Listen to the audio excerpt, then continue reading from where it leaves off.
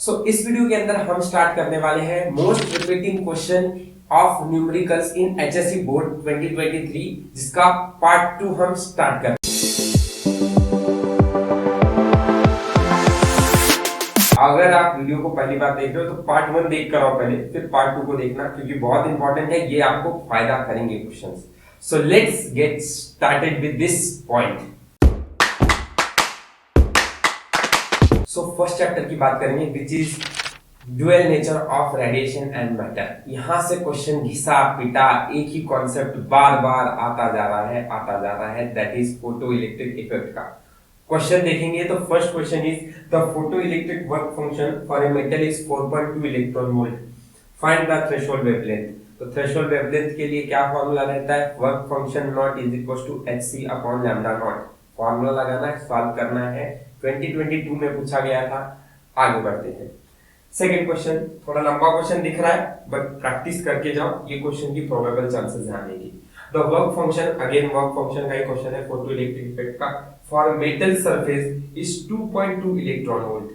ठीक है, work function मतलब फाई नॉट दिया हुआ है 2.2। If light of wavelength 5000 angstrom is incident on metal surface, find the threshold frequency and incident frequency, will emission of electron take place or not। मतलब यहां तक आपको क्या करना था, थ्रेशोल्ड फ्रीक्वेंसी। ठीक है, अब थ्रेशोल्ड फ्रीक्वेंसी निकालने के लिए फॉर्मूला वही phi not is equal to hc by lambda not. मैं टाइम वेस्ट नहीं करूंगा आप लोगों का, you have to search it and find the answers and then you have to study. Will emission of electron take place और not, तो emission होगा या नहीं होगा ये भी बताना था अपन को। तो यहाँ पे ये सवाल मार्च 2018 में पूछा गया था 3 मार्क्स के लिए। इसी कॉन्सेप्ट को फिर से रिपीट किया गया था फरवरी 2016 के अंदर, एंड क्वेश्चन पूछा गया था यहाँ 2.2 इलेक्ट्रॉन वोल्ट की जगह पर 2.3 इलेक्ट्रॉन वोल्ट दिया था, और वेवलेंथ जो दी गई थी यहाँ पे 5000 दिया था, यहाँ 6800 एंगस्ट्रॉम दिया था। तो बस ये चीज चेंज हो गई थी, बाकी क्वेश्चन सेम था, यही रिजल्ट आपको फिर बताना था। तो अगेन ये क्वेश्चन भी रिपीट हो रहा है, तो थोड़ा ध्यान से पढ़कर जाना इसको। फोर्थ क्वेश्चन पे बढ़ेंगे, which is if the work function of metal is 3 electron volt, calculate threshold wavelength of metal. तो वर्क फंक्शन आपको 3 इलेक्ट्रॉन वोल्ट दिया हुआ है, आपको थ्रेशोल्ड वेवलेंथ बताना था। तो ये क्वेश्चन जुलाई 2017 में पूछा गया था आप लोगों से, प्रोबेबल है ये क्वेश्चन आ सकता है। ठीक है, so moving to chapter number 2, which is superposition of waves. Superposition of waves से अगर बात करेंगे ना, तो सोनोमीटर वाला जो कॉन्सेप्ट है दैट इज रिपीटिंग। क्वेश्चन देख लो क्या पूछा जा रहा है, a wire of length 1 metre had mass 2 gram is in unison with a tuning fork of frequency 300 hertz, calculate tension produced in wire. This was asked in March 2020। ऐसा ही same question then again asked was March 2019 में। अरे थोड़ा सा पूछने का तरीका बदला था। A sonometer wire 1 metre long weighing जैसे यहाँ मास दिया हुआ है, यहाँ वेइंग दिया हुआ था 2 gram, is in unison with a tuning fork of frequency 300 hertz, find tension in sonometer wire. Tension इधर भी कैलकुलेट करना था, इधर भी टेंशन कैलकुलेट करना था। दोनों में लेंथ वायर की 1 मीटर ही दी है, ग्राम 2 ग्राम ही दिया हुआ है, बस वहां वेइंग है या मास दिया हुआ था, एंड फ्रीक्वेंसी भी 300 हर्ट्ज दी हुई थी, मतलब सब सेम था, नथिंग वाज चेंज्ड। तो ये भी क्वेश्चन 2020 2019 ये 2 साल में पूछा गया है। वैसा ही सेम टाइप का क्वेश्चन जुलाई 17 में पूछा गया था। Question was what would be the tension, again tension ही फाइंड करना है आपको, applied to wire of length 1 meter and mass 10 gram. देख रहे हो वही बात है, लेंथ 1 मीटर है, मास 10 ग्राम है इस बार। If it has to vibrate with fundamental frequency of 50 Hz, तो फंडामेंटल फ्रीक्वेंसी यहाँ 300 यहाँ 50 हर्ट्ज की थी।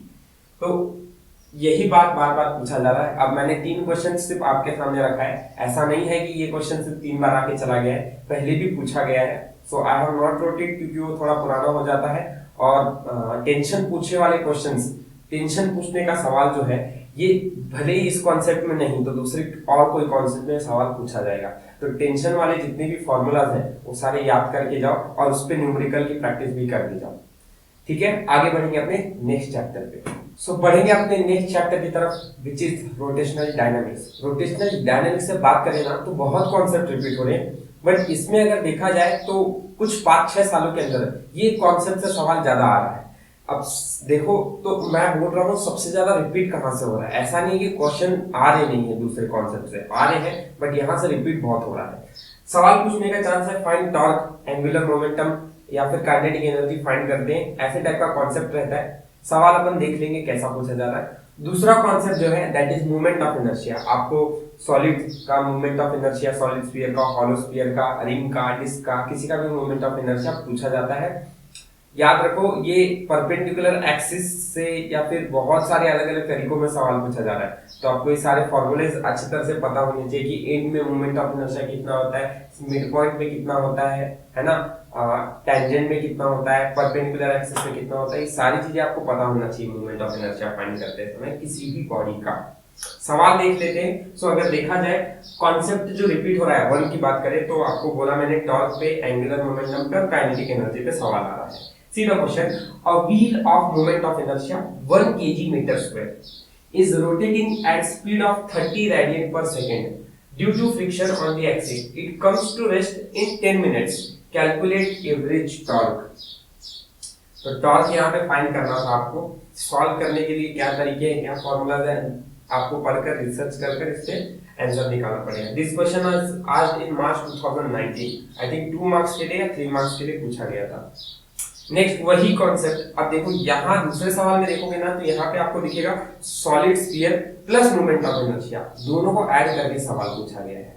The question is a solid sphere of diameter 50 centimetre and mass 25 kg rotates about an axis through its center. Calculate moment of inertia. ठीक है।